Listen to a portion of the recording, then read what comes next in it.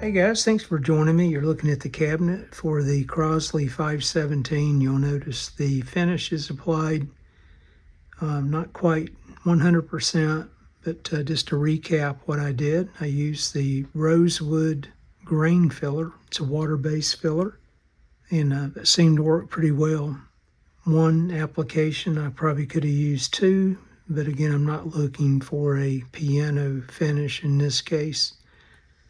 I had some men wax, fruit wood stain. I used it.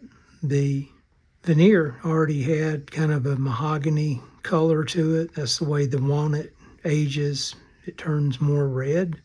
And I just didn't want to use toner lacquers. The humidity is crazy high. So again, the fruit wood men wax is what I applied and wiped it off. And then the areas highlighted in black, I've got to go over those again and tape out everything and really get the details down here for the bottom and this top area up here as well. I used a Mohawk Ultra Mark Black M280-0002. I'm going to go back. Instead of using lacquers, I've done this on a couple radios. I'm going to use some wipe-on poly, a clear satin, probably 2 to 3, maybe 4 applications, extremely light, so it doesn't look like plastic. Let me spin this thing around. Again, it still has character. You can see the veneer repairs that I made. I didn't try to blend those or try to hide them. It is what it is. So you got one here, but you can see the grain really pops. Did some repair up here again with filler.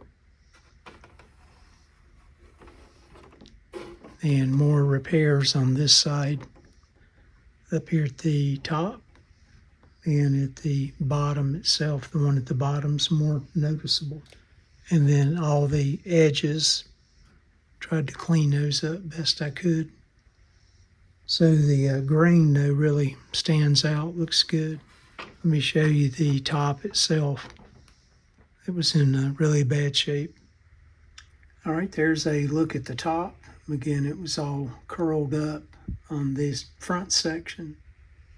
And I had that damage over here on the left side as well.